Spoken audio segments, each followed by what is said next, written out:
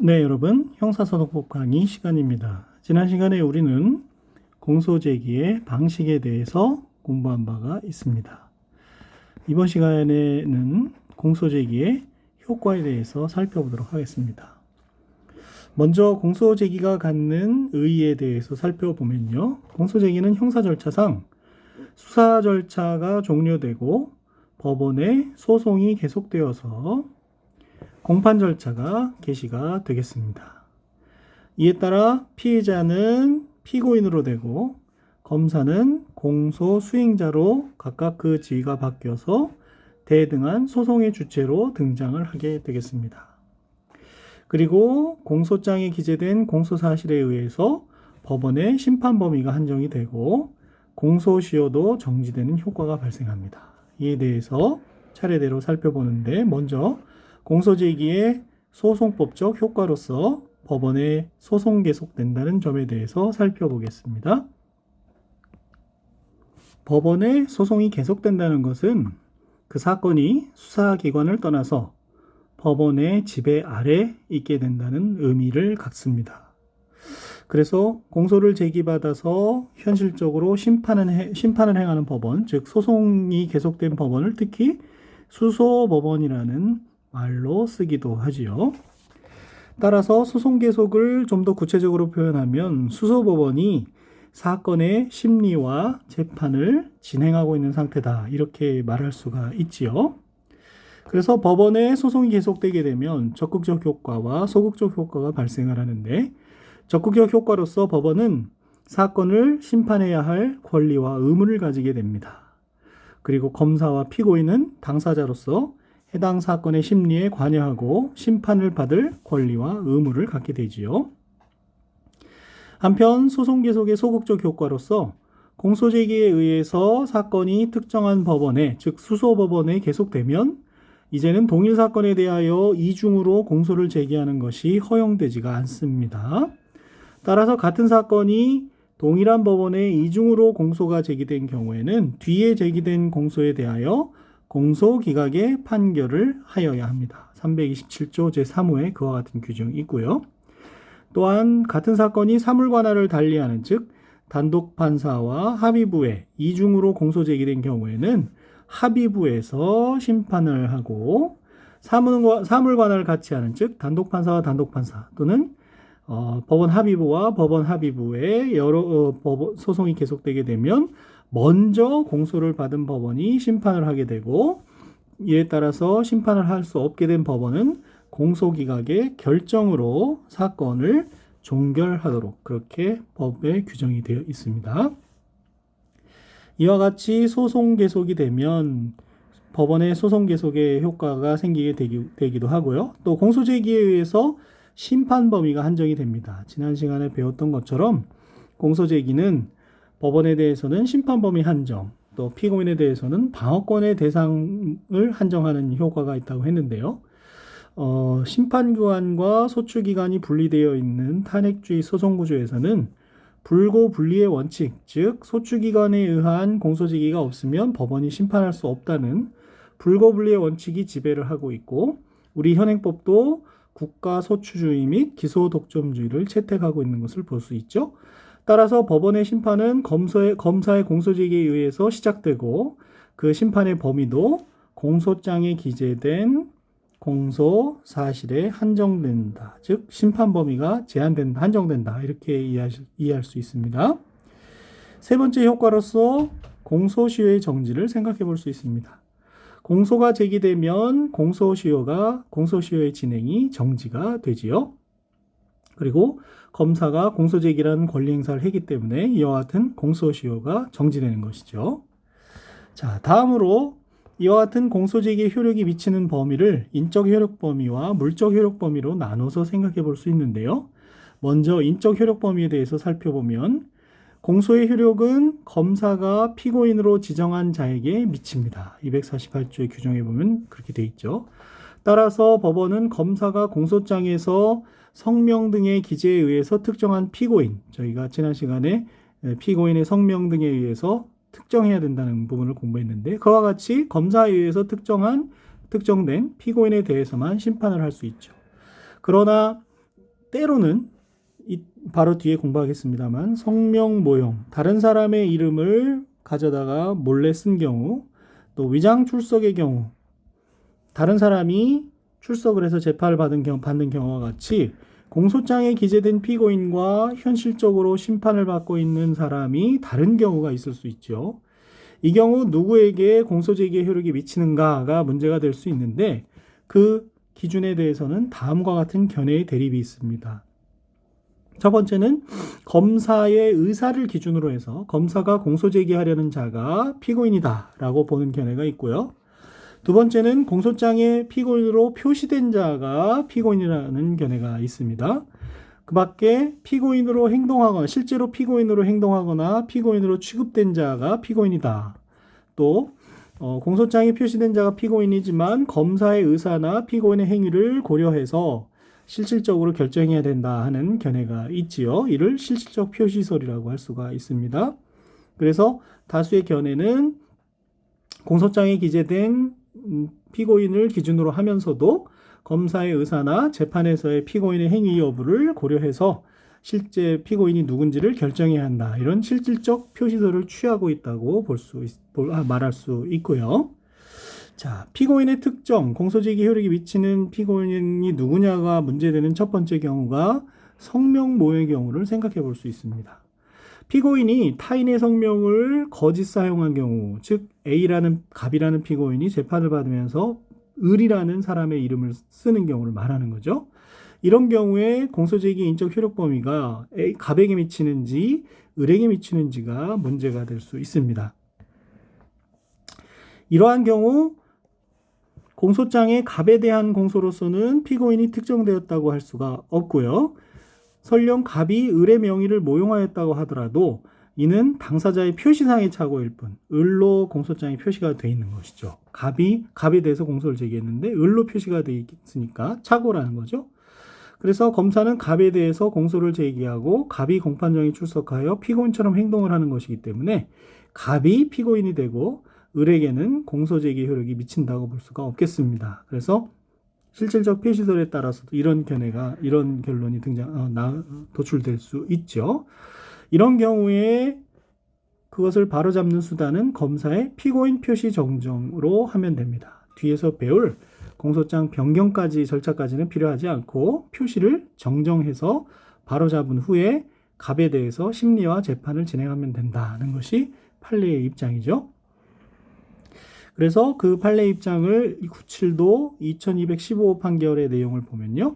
형사소송법 248조에 의하여 공소는 검사가 피고인으로 지정한 이외의 다른 사람에게 효력이 미치지 않는 것이므로 공소제기 효력은 검사가 피고인으로 지정한 자에 대하여만 미치는 것이고 따라서 피의자가 다른 사람의 성명을 모용한 탓으로 공소장에 피모용자, 사례에서 을이죠. 을이 피고인으로 표시되었다 하더라도 이는 당사자의 표시상의 착오일 뿐이고 검사는 모용자인 갑에 대하여 공소를 제기한 것이므로 갑이 피고인이 되고 을에게 공소의 효력이 미친다고는 할 수 없다는 얘기죠.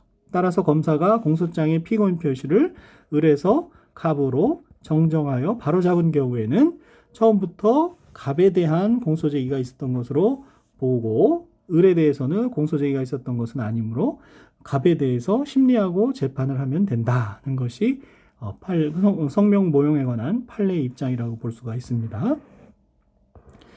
이와 같은 성명 모용이 공판 심리 중에 발견이 되면 검사는 금방 위에서 봤던 공소장 정정 절차에 의해서 표시를 갑을 을로 정정한 다음에 진행을 하면 된다는 것이 판례 입장이죠.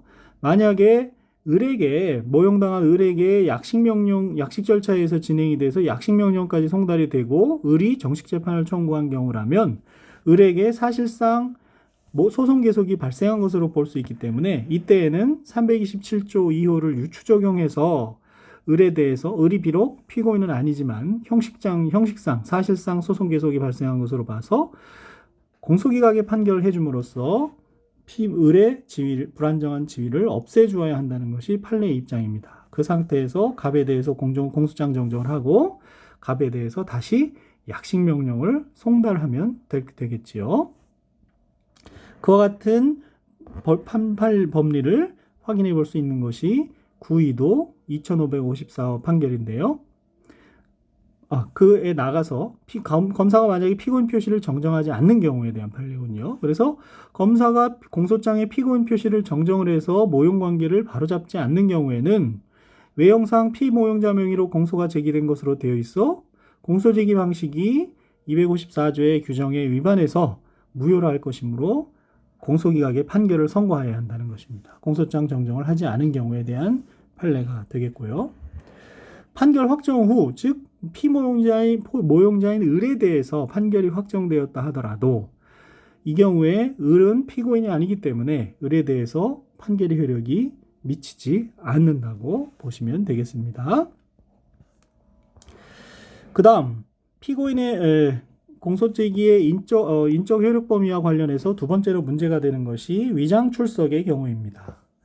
위장 출석의 경우는 어떻게 되느냐? 예를 들어서 피고인 갑 대신에 공소장에도 갑으로 기재가 돼 있고 갑에 대해서 공소가 적법하게 이루어졌는데 을이 갑의 행세를 하면서 공판정에 출석해서 재판을 받은 경우에 공소제기의 효력 범위가 갑에게 미치는지 을에 대해서 미치는지가 문제가 될 수 있지요. 이 경우에는 공소제기의 효력은 실질적 피고인인 갑에게만 미친다고 할 것입니다. 그렇죠? 을은 다른 사람이 그냥 나온 것이죠. 불구속 재판의 경우 이런 경우가 있을 수 있는데요. 위장 출석을 그럼 어떻게 처리할 거냐? 공판 심리 중에 을이 갑 대신에 출석해서 재판받는 것이 밝혀지게 되면 인정신문 절차에서 밝혀지면 법원은 을을 돌아가게 퇴정시키고 갑을 다시 소환해서 공판 절차를 진행하면 될 것입니다. 그리고 인정신문 절차를 넘어서서 사실 심리 절차에서 발견이 되면 대신 나온 을에 대해서는 적법한 공소제기는 없었지만 마치 약식 명령이 송달된 것과 같이 사실상의 소송 계속 상태가 발생하였다고 볼 수 있기 때문에 앞서 봤던 327조 2호를 유추 적용해서 공소제기 절차가 법률의 규정에 위반하여 무효인 때를 유추 적용해서 공소기각의 판결에 의해서 소송을 종결하고 갑을 소환하여 새로이 공판 절차를 진행하면 될 것입니다. 판결이 확정된 후에 을이 갑 대신 나와서 재판받은 것이 밝혀지게 되면 을에 대해서 유죄 판결이 확정된 때에는 을이 나와서 재판까지 받았기 때문에 형식적 피고인인 을에게 효력이 미친다고 봅니다. 갑에 대해서는 소환 후에 다시 처음부터 절차를 진행하면 되는데 을에 대하여는 유죄 선고를 받은 자에 대해서 무죄를 인정할 명백한 증거가 새로 발견된 때에 해당하는 것을 봐서 재심으로 무죄를 청구하면 무죄 판결을 하면 된다라는 견해가 있고 이와 같은 경우에는 형식적 소송 조건의 흠결을 간과한 위법이 있기 때문에 그와 같은 법령 위반을 바로잡기 위해서 비상상고에 의해서 시정해야 된다는 견해가 있습니다. 그래서 위장 출석의 경우에 대신 나와서 유죄 판결을 받은 경우 그 사람에 대해서 재심으로 할 건지 비상상고로 할 것인지의 견해가 갈리고 있다. 이 정도로 이해하시면 좋겠고요. 재심과 비상상고에 대해서는 다시 다음 학기에 비상구제 절차로서 살펴보도록 하겠습니다. 이렇게 공소제기의 인적 효력 범위가 문제되는 한편 또 한편으로 공소제기의 물적 효력 범위도 문제가 될 수 있습니다. 그래서 물적 효력 범위를 이해하기 위해서는 먼저 공소 불가분의 원칙을 이해하셔야 되는데요. 형사소송법 제248조 제2항은 한 개의 범죄 사실의 일부에 대한 공소의 효력은 단일한 범죄 사실의 전부에 미친다. 라고 해서 공소 불가분의 원칙을 선언하고 있습니다. 예를 들어서 상상적 경합의 경우 과형상 일죄의 일부에 대하여만 공소제기가 있는 경우에도 그 공소제기의 효력은 나머지 과형상 일죄에 미치기 때문에 전부에 미치게 되는 것이죠. 이와 같은 공소 불가분의 원칙은 물적 효력 범위와 관련된 문제이기 때문에 인적 효력 범위, 갑에 대해서 또 을에 대해서 그런 공범이라고 해도 갑에 대해서 공소제기했다 그래서 을에 대해서 공소제기 효력이 미치는 건 아니지요. 물적 효력 범위와 관련되는 문제입니다. 이처럼 일죄에 대해서는 공소제기의 효력이 전부에 대해서 미치게 되는데요. 이것과 관련되는 것이 그럼 일죄의 일부에 대해서만 공소를 제기하는 것이 가능하냐의 문제가 있습니다. 이를 일죄의 일부에 대한 공소제기라고 하는데요. 일죄의 전부에 대해서 객관적 혐의도 인정이 되고 소송 조건이 구비되어 있어서 전부에 대해서 기소를 하는 것이 가능함에도 불구하고 그 일부만을 공소 제기하는 경우를 일죄의 일부에 대한 공소 제기 문제라고 합니다. 결국 공소 불가분의 원칙이 있는데도 불구하고 검사가 단일한 범죄 사실의 일부만을 기소할 수 있는 재량을 가지고 있느냐의 문제와 관련이 됩니다. 그래서 주로 단순일죄나 과형상일죄에 대해서 문제가 되는데요. 예를 들어서 강도 강간죄는 일죄입니다. 그렇지만 이 강도 강간죄는 강도죄와 강간죄가 결합되어 있는 형태로 구성이 되어 있죠. 그래서 강도 강간 범행에 대해서 강도로만 또는 강도 강간 범행에 대해서 강간죄로만 기소할 수 있느냐가 문제가 결국 일죄의 일부에 대한 공소제기 문제가 되는 거죠. 이와 같은 일죄의 일부에 대한 공소제기를 하는 것이 허용되는가에 대해서는 소극설과 적극설의 대립이 있습니다. 소극설은 일죄의 일부 기소를 허용하면 실체적 진실 발견을 저해하고 검사의 자의를 허용하게 되므로 일죄의 일부 기소는 불가하다라는 입장이고요. 적극설은 기소 독점주의와 기소 편의주의를 취하고 있는 현행법제 하에서 공소제기는 검사의 권한이므로 일죄의 일부 기소가 가능하고 공소 불가분의 원칙을 규정한 형사소송법 248조 제2항도 결국 일죄의 일부 기소를 인정하는 전제하에서 일부를 기소했을 때 전체에 효력이 미친다는 것이 아니냐 이런 의미로 해석을 합니다. 절충설의 경우에는 원칙적으로 일죄의 일부 기소는 허용되지 않지만 검사가 범죄 사실의 일부를 예비적으로 또는 택일적으로 기재하는 경우에는 예외적으로 일죄의 일부에 대한 기소가 허용된다는 입장이죠. 자, 판례는 다음과 같은 판시를 통해서 적극설의 입장을 취하고 있는 것으로 이해할 수가 있습니다. 즉, 하나의 행위가 하나의 행위죠. 하나의 행위가 직무유기죄에도 해당하고 범인 도피죄에도 해당하는 경우가 있을 수 있습니다. 상상적 경합의 경우죠. 과형상일죄. 그 경우에 공소제기권자인 검사는 재량에 의해서 자기범인 범인 도피죄로만 공소를 제기하지 않고 부자기범인 직무유기죄로만 공소를 제기하는 것을 인정을 했기 때문에 결국 일죄의 일부에 대한 공소제기를 허용하는 것이 아니냐의 문제가 적극설을 취하고 있는 것으로 판례를 이해할 수 있게 되는 것이죠. 이와 같이 검사가 일죄의 일부만을 기소한 경우라 하더라도 그 효력은 공소 불가분의 원칙이 적용되기 때문에 전부에 대해서 미치게 된다는 것이 바로 공소 불가분의 원칙이라고 이해할 수 있겠습니다. 다만 법원의 현실적 심판 대상은 공소장에 실제 기재된 일죄의 일부인 공소사실에 한정이 되고 그와 일죄의 관계에 있는 나머지 부분은 잠재적 심판 대상이 되어서 그 부분은 공소장 변경을 해야 현실적 심판 대상으로 된다는 것이 이원설의 입장이라고 볼 수 있고요. 이 역시 지난 시간에 이어서 현실적 심판의 대상과 잠재적 심판의 대상에 대해서는 공소장 심판의 대상론에서 이원설을 공부할 때 다시 등장을 하겠습니다. 지난 시간에 말씀드린 것처럼 현실적 심판의 대상이라는 것은 실제 공소장에 기재되어 있는 공소사실을 현실적 심판 대상이라고 보시면 되고요. 그와 일제의 관계에 있다 하더라도 나머지 부분은 잠재적 심판의 대상이 되고 그에 대해서 심판 대상으로 삼으려면 공소장 변경을 통해서 현실적 심판 대상으로 할 수가 있다는 것이 되는 것입니다. 자, 이와 같은 일죄의 일부 기소와 관련해서 과거에 친고죄의 일부에 대해서 공소제기하는 것이 문제가 되었었습니다.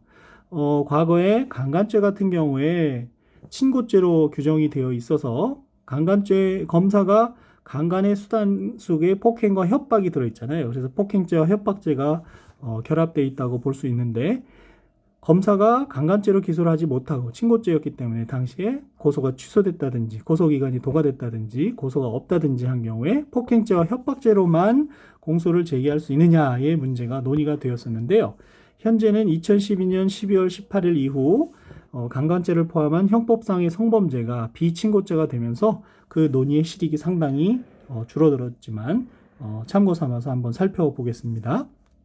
자, 고소가 있는 경우, 친고죄, 즉 강간죄에 대해서 피해자의 고소가 있는 경우에 검사가 이 중 일부에 대해서, 즉 폭행이나 협박죄에 대해서 공소를 제기한다면 바로 전체에 대해서 공소를 제기할 수 있음에도 불구하고 일부에 대해서 공소를 제기하는 것이 되어서 일죄 일부에 대한 공소 제기 문제에 해당하고, 적극설의 입장에 의할 때 그와 같은 일죄 일부에 대한 공소 제기는 허용이 되고, 다만 효력은 공소불가분의 원칙을 통해서 일죄의 전부에 대해서 미치게 된다, 이렇게 이해를 하게 되겠죠. 강간죄가 친고죄일 때 고소가 없는 경우 그 수단 외의 수단이 되는 폭행, 협박에 대해서 공소를 제기하는 것이 허용이 될 것이냐. 과거에 그 강간죄를 친고죄로 한 이유는 피해자의 의사를 존중해서 그런 것 아니겠습니까? 그런데 폭행과 협박을 따로 공소를 제기하게 되면 강간죄 같은 경우에 그 폭행 협박죄를 심판하는 과정에서 강간죄가 드러날 수가 있죠. 그렇게 되면 친고죄로 한 강간죄 취지가 몰각이 되기 때문에 그런 경우라면 공소기각 판결을 해야 된다라는 입장을 취하고 있었던 것이죠. 그런 경우에는 일죄 일부에 대한 공소제기가 허용되지 않는다라는 입장이었었는데, 지금은 앞서 말씀드린 바와 같이 형법상의 성범죄가 상당 부분 친고죄가 아닌 비친고죄가 되었기 때문에 논의의 실익은 상당히 적어졌다고 그렇게 볼 수가 있겠습니다. 이렇게 해서 저희는 공소제기의 효과로서 일죄 일부에 대한 기소까지 살펴봤고요. 다음 시간에 공소시효에 대해서 공부하도록 하겠습니다. 여러분 수고하셨습니다.